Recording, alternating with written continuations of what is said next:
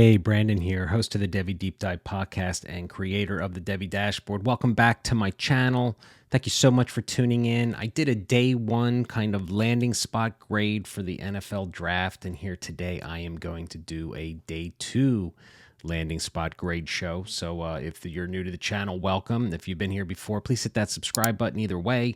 Would love to hear your guys' thoughts on this video as well. So feel free to leave comments after the show as well. So like I said, about a week or two ago, right after the NFL draft, I put out a day one landing spot grade show, and I decided to wait a little bit just to absorb the information before running into kind of like an instant reaction day two landing spot grade show. So here I am. It's about a week and a half after the draft. I've participated in a ton of rookie drafts, mock drafts, as well as 2 or 3 in my league. So I feel like what we're going to do here to go through this, I'm going to give you my grade for each landing spot of our favorite dynasty players, and then kind of give you a heads up as well as to where they're landing in upcoming rookie drafts to give you some sort of current ADP information. So again, thank you for watching, and again, subscribe to the show and help me grow the channel. So one thing I want to talk about right before we get started here, though, is I want to make sure that, it's important that you balance draft capital as well as your pre-scouting process, whether that's a film or analytics and grades and spreadsheets, whatever your process is.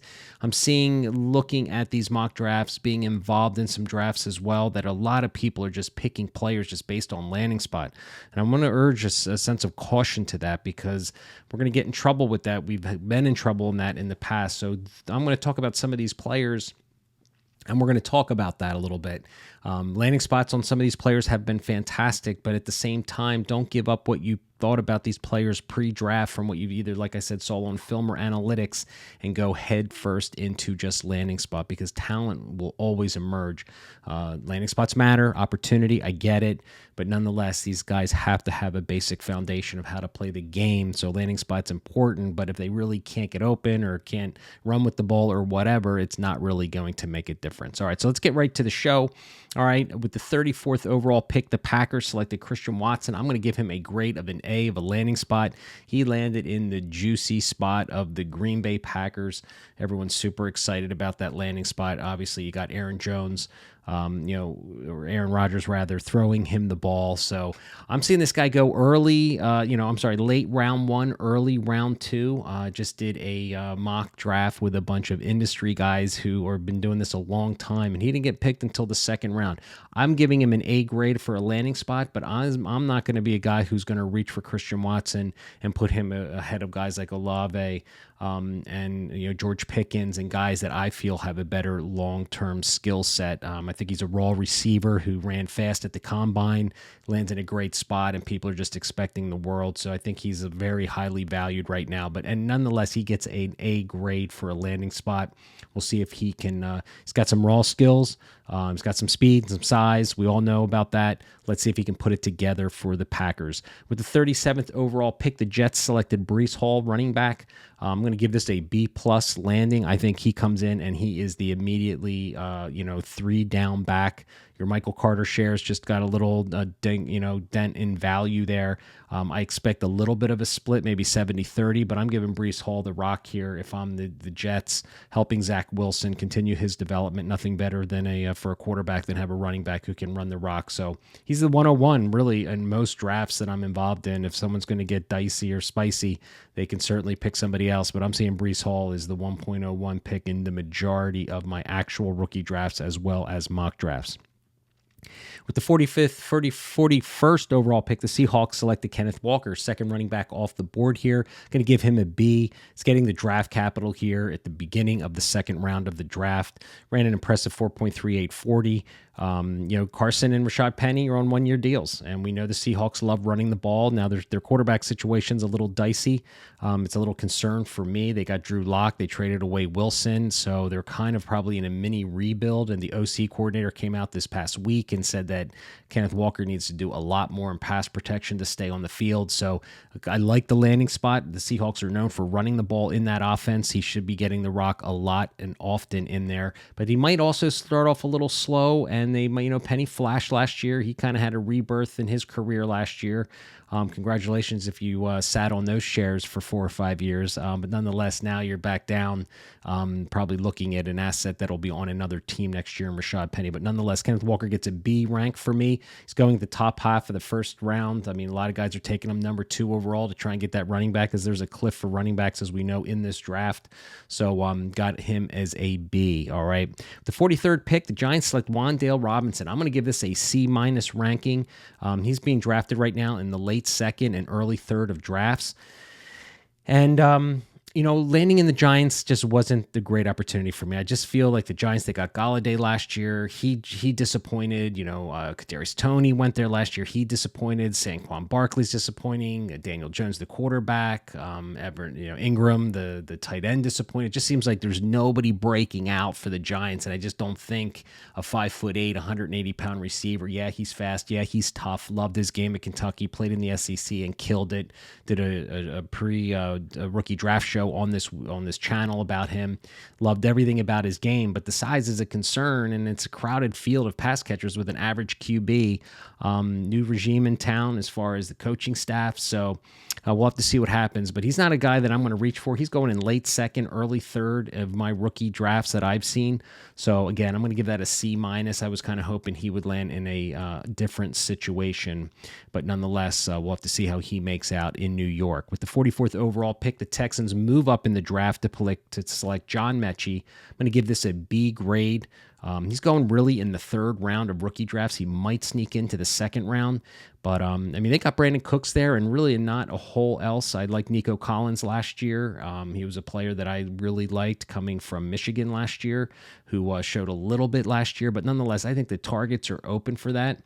Davis Mills is the quarterback who they're obviously going to go with for a second year. We'll see if he can continue to improve. But John Mechie, I think, is going to come in a good situation. They move up to get him early in the second round, so he's going to get the opportunity to get the ball a lot, and I'm sure that the organization is looking to make sure they look good in that trade up to get him, and he will be featured. He's got the size. I think he's got the skills. He comes from Bama. He's going to get the Bama bump. Nonetheless, good player in John Mechie. He's kind of the forgotten player a little bit. He hurt his ACL, and a lot of people have forgotten about him. So I think he's really good value at the third round of your rookie drafts. All right, the Patriots with the 50th pick overall to select Tyquan Thornton. All right, this was just a crazy pick. Passed on, George Pickens and Alec Pierce, Sky Moore, all these other receivers that we're going to talk about here shortly. They pass on and go for a skinny receiver from Baylor. Look, the dude's fast. I get it. The NFL loves fast receivers. 4.28 speed. I'm going to give this a C+ rating, only because I don't really believe in my pre-draft scouting rather. Tyquan Thornton's a fast player. He's got good hands. He's just really, really skinny. But they needed speed on the Patriots. Mac Jones needs a deep threat to Mac Jones can get the ball down. I know a lot of people don't like Mac Jones. I like Mac Jones. I think he is just a good, solid, QB2 in Dynasty for you. But nonetheless, I give this a C+ rating. Not super excited about it. He's going late third, early fourth. I know a lot of people are going to be thinking because he got this draft capital, he's going to be going in the second. I've seen him go early, mid-second. I'm not reaching for him. Patriots right now, just overall as an organization, not a lot of assets there that I'm super, super excited about. All right, with the 52 pick, the Steelers select George Pickens. I'm going to give this an A rating. Now, George is coming off the board in rookie drafts in really late first round. He's not really making it to the second round. I've done a rookie profile film on him as well, and if you've watched that film, you knew I had concerns about his his intangibles as far as, his maturity level and that sort of thing throughout his career at Georgia. Nonetheless, the dude gets really, really just can get open. He's big, he's strong, and I think he lands in a great spot here for the Steelers. If anybody can keep George Pickens in line, it is going to be Mike Tomlin.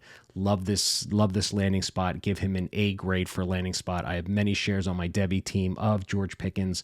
I'm really hopeful that he can get it together. come off his ACL well and be a contributor. He's going to have to wait a little bit. Deontay Johnson's there, Claypool. We got Freiermuth, but they got a great running game. They've got Pickett, who may or may not get on the field this year, but nonetheless, I like the long-term landing spot of the Steelers for George Pickens, and I give him an A. The 53rd overall pick, the Colts select Alec Pierce. Going to give this a B rating. He's coming off the second round in the majority of rookie drafts that I've been involved with. Maybe slipping to the third round, but nonetheless, he lands in a decent spot on the Colts opposite Michael Pittman right now. There's really nobody else. Hilton is old and gone, and there really isn't a whole lot of other players in the receiving core that I'm super excited about for the Colts. So now they get Matt Ryan from Atlanta, and I think that's a good thing. I think Alec Pierce has all the opportunity to really do something his rookie year. He should start, and he's got the athleticism. He killed the combine. So, again, the NFL is looking for those athletic, big-bodied guys, and the Colts are going to take a swing with him. So, again, I give him a B rating. He's coming off the second round, sneaking possibly into the third in your rookie drafts. With the 54th overall selection, the Chiefs select Sky Moore. I'm going to give this a B rating, right? Who the hell doesn't want a wide receiver that lands with Patrick Mahomes and the Chiefs? It's an aerial. And as you know, they got rid of Tyreek Hill. He is now in the Miami. He's a Miami Dolphin right now. I think Sky Moore comes into a good situation. I don't think he's going to be asked to be the guy with all the pressure. Juju Smith-Schuster is in there. Van Scantling from the Green Bay Packers signed with the Chiefs as well. So I think they got also Justin Ross, if I remember correctly, as an undrafted free agent who could potentially be a sleeper kind of guy in later parts of your draft. He was super productive at Clemson, but obviously had the neck injury. But nonetheless, Sky Moore finds himself in a great situation. Again, I'm going to give him a B rating as far as a grade for the landing spot. He's coming off in the first round of most drafts. People, again, are just rocketing him up boards. Me personally, if you watch my rookie film on him, my freshman profile film on this YouTube channel, you will know that I wasn't as super excited about Sky Moore. I think he's a fast, nice player, again, coming from the MAC conference, but I had concerns about his route running and all sorts of stuff. But we're not going to get into that today. But nonetheless, I am not reaching for him. I got burned on McCole Hardman for the Chiefs. Again, that's where you have to really trust your pre-scout, your pre-draft scouting process versus, just reaching for the stars and following the echo chamber of everybody who loves Sky Moore because he's, with Patrick Mahomes. He could kill it and light it up. And I could be a guy that's not putting him high enough. But again, he's a guy that I'm probably not. If he's there in the middle of the second round, I'm going to go for it. But I'm not going to reach for this guy and put him over Olave and Pickens and other great receivers that have gone to the draft that might not have the best landing spots. With the 55th overall pick, the Cardinals select Trey McBride. I'm going to give this a C rating. Long term, it could work out, but he's going to be behind Zach Ertz for the first year or two. They just signed Zach Ertz to a 3-year deal. I think they can get out of it after year 2, but he's going to be learning from one of the best tight ends in all of football. As an Eagles fan, I watched Zach Ertz his whole career. Great guy, great receiver. So again, Trey McBride's coming off most of the mock drafts that I'm in and the rookie drafts that I'm in because they're Devy. It is a tight end premium league. So if that is the same settings in your league, he's going to be coming off probably no later than the second round. You're going to have to grab him. All right. But he's going to play behind Zach Ertz. There's a lot of other, pass catchers on there. Hopkins has been suspended for 6 months, but nonetheless, it's a tight end. So we have to realize that we're probably not going to get production from him early on. You might have to wait a year or two, but if you are in a tight end premium league and you're looking for a tight end, Trey McBride most likely is going to be the first tight end taken off the board in your drafts. All right, the last pick of the second round that we're going to talk about is the 63rd overall pick by the Bills, James Cook. I'm going to give this an A landing. He's being drafted. I've seen this guy is all over the freaking place. He is drafted in the first round. He's drafted in late second round. So again, after the top guys go off the board, it is a potpourri of exactly what it is that you're looking for out of your running backs and stuff like that. So, but he's going to be playing with the Bills, right? He's going to be playing with Josh Allen. They Singletary's there. Zach Moss is gone. So he finds himself in a great situation, a good offense, a stable organization. Everyone's excited that he is going to be getting the rock a ton, but we'll have to see. I like the rating. Again, I'm not going to reach for James Cook. I'm going to take bigger backs that we're going to talk about here shortly before James Cook, even though he could be a PPR monster on your dynasty rosters. All right, so that rounds out the second round. So let's get to the third round of landing spots. With the 71st overall pick, the Bears select Velus Jones. I'm going to give this a C rating. Just don't know why the Bears didn't maybe try a little harder to get a better receiver for Justin Fields. But nonetheless, this guy turns 25. He was really more of a special team specialist than he was a productive receiver at Tennessee. But nonetheless, here we are. The Bears took him, and I'm going to give him a C grade. He's not going off rookie mocks and off rookie drafts until late third round. So I think the industry in itself is kind of fading Velus Jones. We'll have to see. Look, the target share is going to be there. You got Mooney there, and not a whole lot less, not a whole lot else. So there's a chance that he could come out and be a target monster. But based on my pre-draft scouting, Velus Jones was nobody that really stood out to me. Yeah, he's a fast guy, great special teams player, but I never saw anything with him playing wide receiver that made me think he was an NFL dynasty asset for me. So it's probably a guy that I'm going to really fade and not have too many shares of. All right, with the 73rd overall pick, the Colts select Jelani Woods. I'm going to give this a B grade. The Colts have been known in the past, all the way back to the Dwight Clark, not Dwight Clark, the other guy, I forget his name, but Clark, I think his name was. But in any case, the Colts have always seemed to have productive dynasty fantasy tight ends, right? So right now you got Mo Alley Cox and Kylan Grayson, who was drafted last year. But again, we just talked about Alec Pierce being there and, Michael Pittman. So there's an opportunity. This guy was super. I mean, he just lit up the combine, just went up everyone's boards at the combine with his athleticism. He's 6'7", 260-something pounds, and I don't know what he ran. I think he ran, and all of his athletic testing was great. So he just shot up draft boards based on, even with the lack of production that he had only in his senior year. Nonetheless, the NFL is looking for athletic big tight ends, so I can see why the Colts took a shot here with him, getting him in the third round, and Jelani Woods ends up getting third round draft capital for a tight end, which is not bad. So again, I'm giving him a B grade. It's coming off or late second, early third in mock drafts, again, especially if you are in a tight end premium league.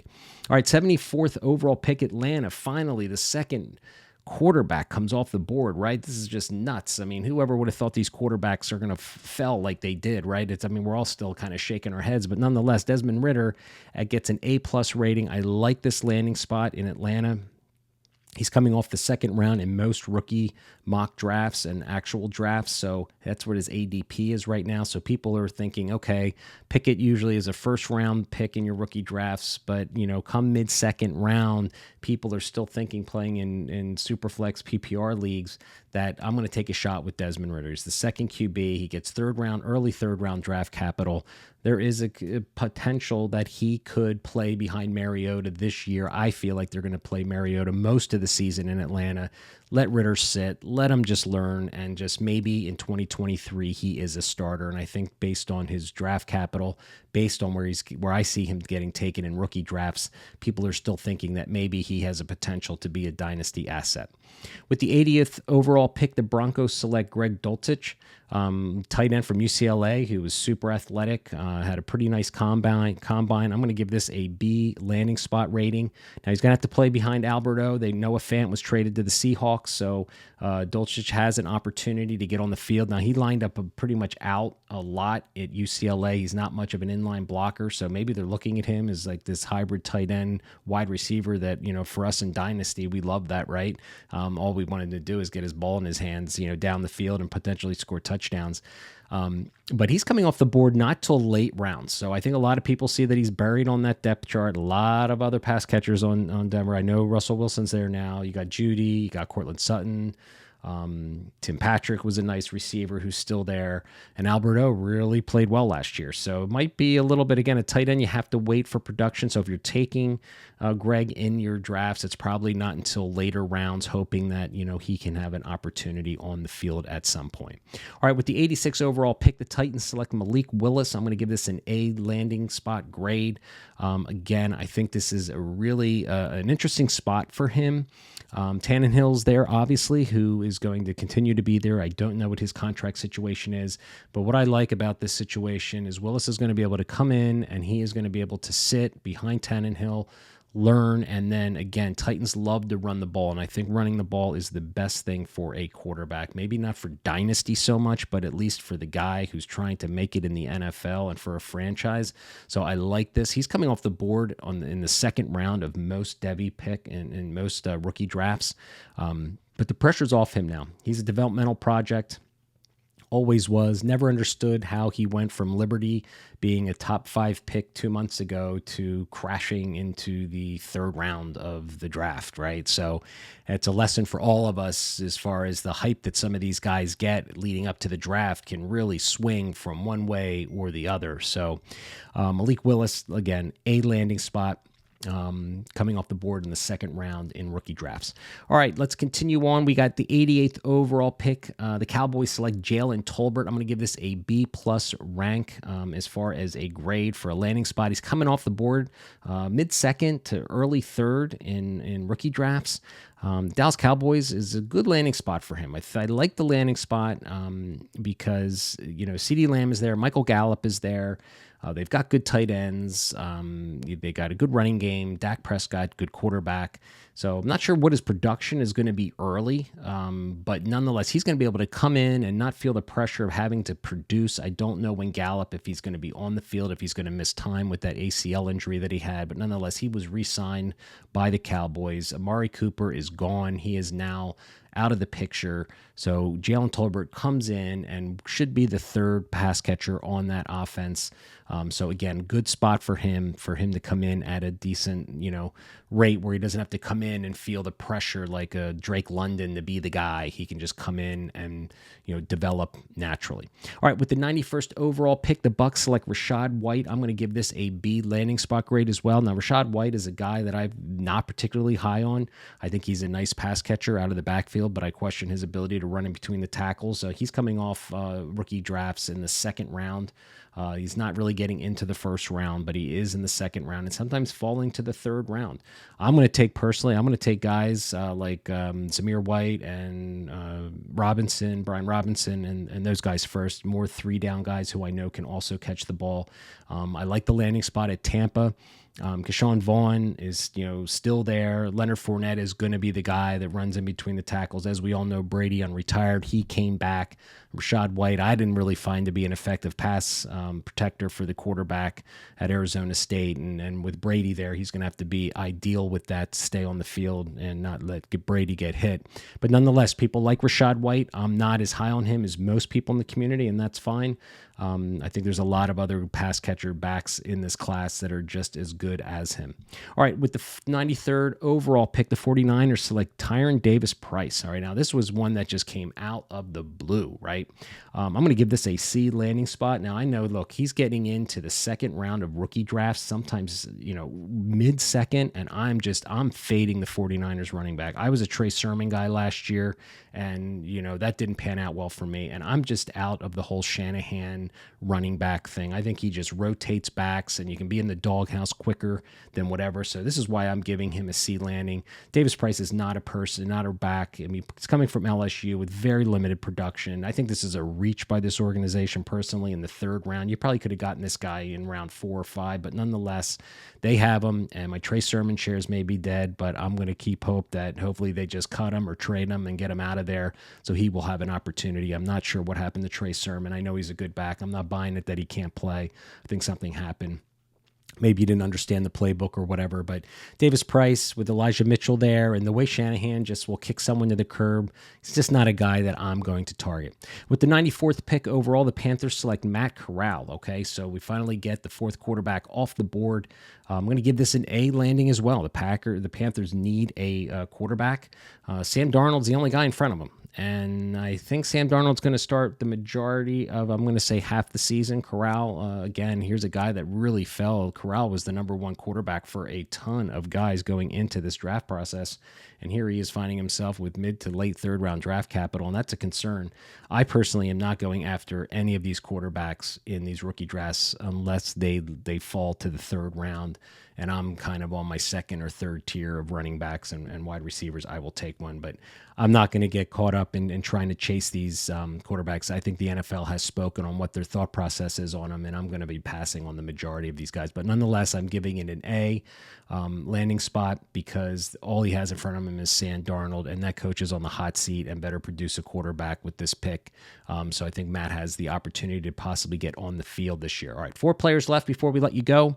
98th overall, the Washington Commanders select Brian Robinson Jr. Nonetheless, I'm going to give this a B grade. All right, I am a big Brian Robinson Jr. fan personally. He was my RB4 coming into the draft process.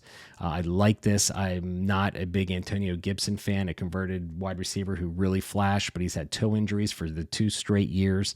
He's been nicked up. He can't stay healthy. J.D. McKissick is there too, but I'm telling you, Brian Robinson is a thumper. I think he's the most physical back in the class, and I think it's a great landing spot. I give him a B landing spot grade, and he's coming off late second, and I'm gobbling him up in every late second, draft that I can get in my rookie drafts going forward. So I like the landing spot. I think with Carson Wentz there, they're going to try and limit him throwing the ball too much, and they're going to go into a pounding running game. And I think Brian Robinson can catch the ball out of the backfield as good as Rachaad White, as good as any of them. Might not be the most athletic back in the world, but give me the good pass catching ability with the physicalness to run in between the tackles and put a lick on somebody. All right, with the 99th overall pick, the Browns select David Bell, another guy that really fell from grace this time a year ago. A lot of people thought David Bell was a top 5 wide receiver, but here he is with the Browns. I'm going to give this a B+ landing grade. He's coming off the board in the 2nd round. He's really not falling to the 3rd round in rookie drafts where I've seen. He ran a slow 40 at the 40 time at the combine, which kind of deflated his stock a little bit. But you got Amari Cooper there. Donovan Peoples-Jones is there. We're going to have to wait for Watson, right? He's probably not going to play. He's probably going to get suspended if he is reinstated. But David Bell finds himself in a good position here with the Browns. Jarvis Landry, I don't believe, has been re-signed. So there's a good opportunity that he might get some target share there. So again, I'm giving this a B+ landing grade. All right, 2 more players here with the 101st pick with the Jets, Jeremy Ruckert. I'm going to give this a C. Now, this guy is I like to call him the great unknown prospect, right? He played at Ohio State, really didn't get much production catching the ball, and for reasons that are obvious, that they have great wide receivers and always have a good running game, and they just really didn't use the tight ends much in their offensive schemes. So, but he is a 21-year-old tight end who was a big recruit coming out of high school who might just find himself in a good situation. He's going to have to wait his turn, though, because you got C.J. Uzoma, who came from the Bengals. Tyler Conklin's a really good inline blocker who came from the Vikings, so he's probably going to have to wait a little bit. So, but again, if you're looking in your 4th or 5th rounds of rookie drafts, I mean, he might be a guy if you're in a tight end premium league to take a swing in the middle of the 4th or 5th rounds. All right, the last guy we're going to talk about today with the 105th pick, the 49ers, again, reach for another player, Danny Gray. I'm going to give this a C rating as well as a C grade, rather. He's coming off the board in the 4th or 5th rounds of rookie draft. So this guy is an afterthought really in the dynasty community. Ran a 4.33 40. I get it. Deebo Samuel seems to be unhappy running the ball out of the backfield. So are there thoughts of maybe moving on from him? So they got a receiver here in the 3rd round as a potential, backstop. Brian Ayuk is there.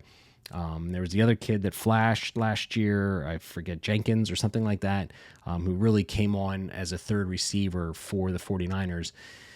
But again, knowing how Shanahan is, I know there's some productivity there with receivers, but nonetheless, Danny Gray is probably somebody I'm not really going to go out of my way to target. If he falls there and he's a guy that I like, there's no one else that I want, I'll take a shot. But he's not a guy that I'm going to really kind of go after because he's in a Shanahan offense. Personally, I'm kind of getting over the whole Shanahan is this just amazing coach for some of these players, but nonetheless, that's Deebo Samuels. As long as he stays in the 49ers and Ayuk, I think Danny Gray might have some play, but the way he rotates backs, like we talked about earlier, and wide receivers, I'm not having high hopes for Danny Gray. So, all right, man, there you have it. That is my day 2 landing spot grade show. Let me know what you think, man. Leave a comment and tell me what you think. I appreciate you tuning in, and please hit that subscribe button. Please hit the notification button. I have a ton of shows. I got a couple more rookie mock draft shows I'm going to post before I start getting into my Devy content and getting you ready for fall ball. All right. And of course, I have a big event coming up called the Devy Summit.